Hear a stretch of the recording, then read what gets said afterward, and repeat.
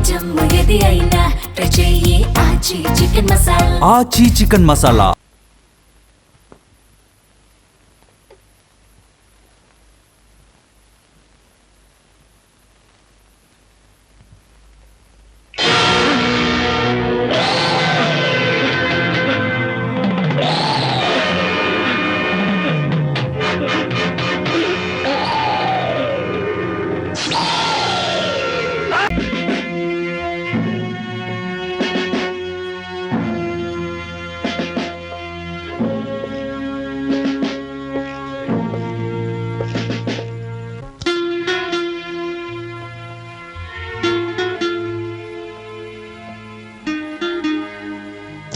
Current పై చాలాసేపు అయినట్టుంది. చీకట్లో కూర్చున్నావే. గోపి, ఈ విచిత్రం తెలుసా? ఎవరో ఒక ఖైదీకి పొద్దున్నే ఉరిశిక్షట. ఊళ్ళ నుంచి జనం బళ్ళు కట్టుకుని వస్తూనే ఉన్నారు. ఆఖరిసారిగా అతన్ని చూడాలని జైలు కూడా అవతల దీనంగా కూర్చొని ఉన్నారు. ఎవరా ఖైదీ? చాలా గొప్ప మనిషా? అవును, గొప్ప మనిషి. నీ మూడ్ సరిగ్గా ఉన్నట్లేదు. ఉండు, కాఫీ తీసుకొస్తాను. రేఖ,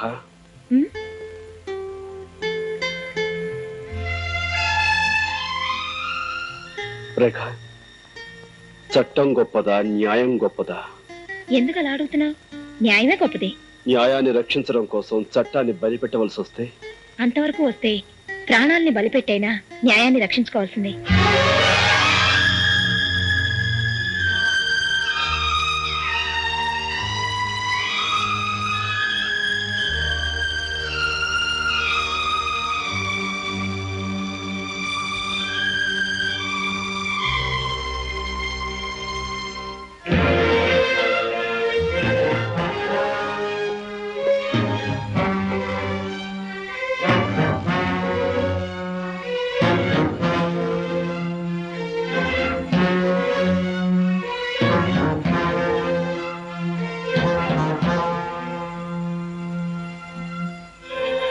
పల్లెలో ప్రతి మనిషి ప్రతిరోజు నిన్నే తలుచుకుంటున్నా.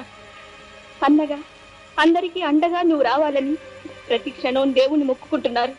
అన్నయ్యని ఎలా అయినా కాపాడుకోవాలి.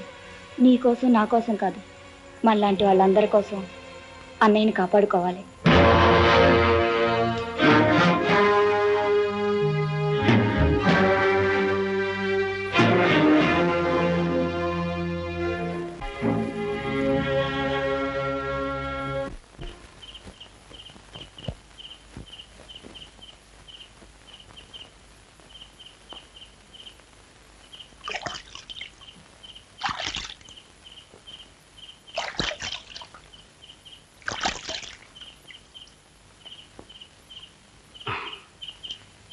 తీసుకువెళ్ళడానికి వచ్చావా తమ్ముడు? కాదన్నయ్యా, నిన్ను తప్పించడానికి వచ్చాను. ఆలస్యం చేయకుండా ఈ బట్ట మార్చుకుని వెంటనే బయటికి వెళ్ళిపో. గోపి, వాదనలకి సమయం కాదు. కమాన్. కానీ నీ భవిష్యత్తు అవుతుందిరా. నా భవిష్యత్తు కాదు ముఖ్యం. నువ్వు నీ సిద్ధాంతం బ్రతకాలి. నా గురించి నువ్వేమీ ఆలోచించుకో, నేను చూసుకుంటాను. నువ్వు వెంటనే ఇక్కడికి వెళ్ళిపో. కానీ పోలీసులు అంత తేలిగ్గా వదలర్రా. పోలీసులు నీ ఉనికి తెలుసుకోవడానికి కొంతకాలం పడుతుంది. ఈలోగా కనీసం కొన్ని పేద ఇళ్లలోనైనా దీపాలు ఎలుగుతాయి. బయట ప్రపంచానికి నీ అవసరం చాలా ఉందన్నయ్య. ఇంత రిస్క్ తీసుకుని ఇదంతా ఎందుకు చేస్తున్నావో నాకు అర్థం కావట్లేదు. ఇదిగో, ఈ ఉత్తరం చదివితే నీకే తెలుస్తుంది. ఇప్పుడు కాదు, బయటికి వెళ్ళాక తిరిగి చదువుకో. ఆలస్యం అయిపోతుంది. నువ్వు బయలుదేరు. జాగ్రత్త. అన్నయ్య, నువ్వు నన్ను ప్రశ్న అడిగావు, జ్ఞాపకం ఉందా? ఉరి తీసేలోగా సమాధానం దొరికితే చెప్పమని. నా సమాధానం ఆ ఉత్తరంలో ఉంది.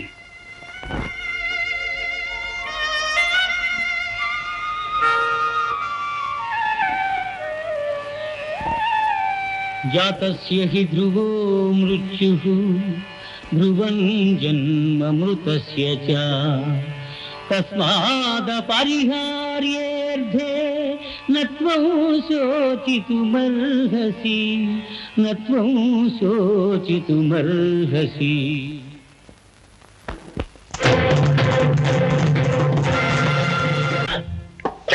తర్వాత మన ప్రోగ్రామ్ ఏంటి?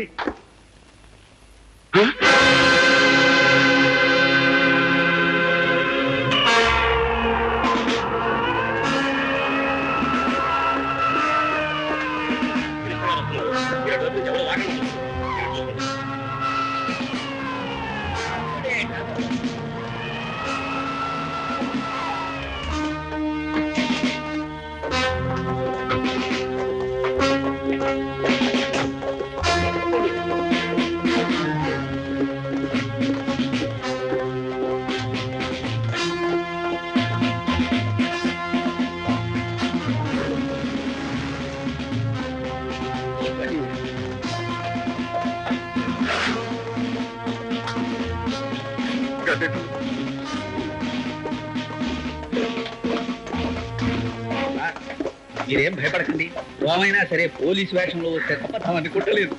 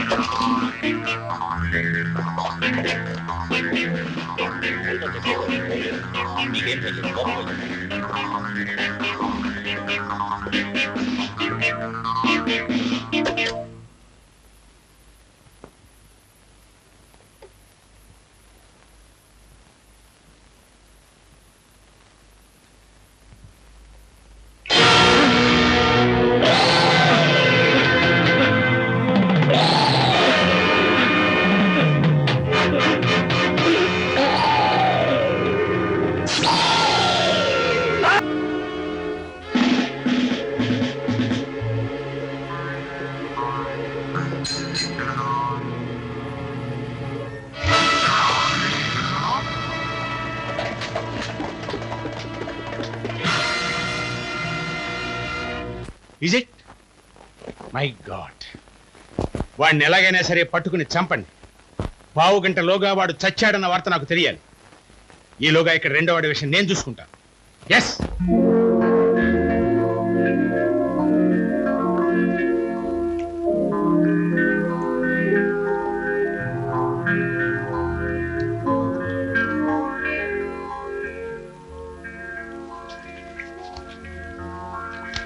మనుష్యులు పుడుతూ ఉంటారు, పోతూ ఉంటారు.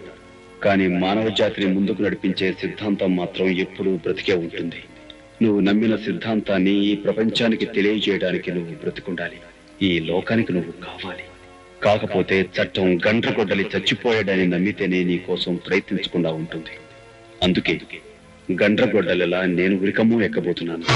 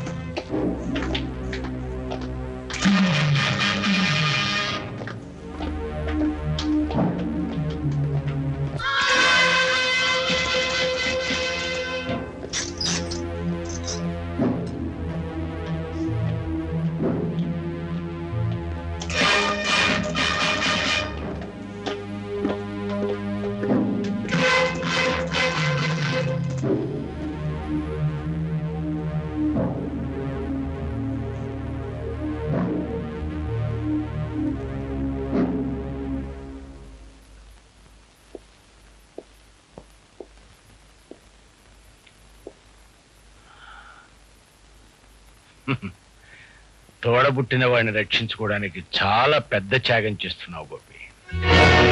కాకపోతే నువ్వు చేస్తున్న ఈ త్యాగం వృధా. ఎందుకంటే నువ్వు రక్షించి బయటికి పంపించిన నీ అన్న మేము ఏర్పాటు చేసిన రౌడీల చేతుల్లో ఈ పాటికి చచ్చుంటాడు. నువ్వు ఇప్పుడు ఇక్కడ చట్టం చేతిలో చావబోతున్నావు.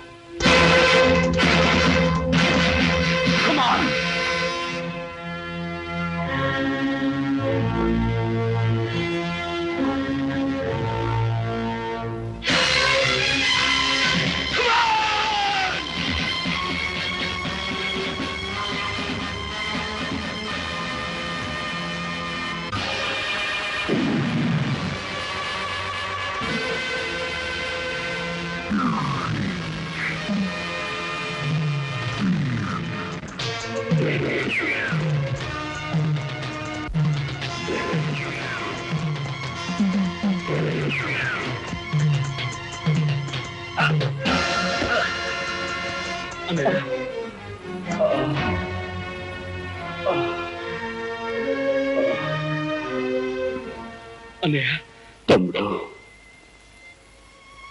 అన్నయ్య, తమ్ముడు, హిమాలయాల కంటే ఎత్తుగా ఎదిగిపోయిన నీ వ్యక్తిత్వం చూసి నాకే చేతులెత్తి నమస్కరించాలనిపిస్తోందిరా. అన్నయ్య, అన్నను బ్రతికించుకోవడం కోసం ఉద్యోగాన్ని బలిపెడుతున్నావు అనుకున్నానే గాని సిద్ధాంతాన్ని బ్రతికించుకోవడం కోసం ప్రాణాన్ని త్యాగం చేస్తున్నావు అనుకోలేదురా తమ్ముడు. ఏ క్షణం అయితే నువ్వు ఉరుకంబానికి భయపడటం మానేశావో ఆ క్షణమే నేరం చేసిన చట్టాన్ని ఆయుధంతో అంతం చేసే ధైర్యం నీకు వచ్చిందిరా. వెళ్ళు తమ్ముడు, నువ్వు విజయం సాధిస్తావనే నమ్మకం నాకుందిరా. నీ నుదుటున రక్త సింధూరమై నేనుంటాను. ఎప్పటికీ నీలోనే జీవిస్తూ ఉంటానురా. వెళ్ళు తమ్ముడు, నీకోసం ప్రపంచంలో అనాథలు అభాగ్యులు అందరూ ఎదురు చూస్తున్నారా. అస్థి మూల పంజరాలు ఆర్తరావ మందిరాలు. అత్తయ్య,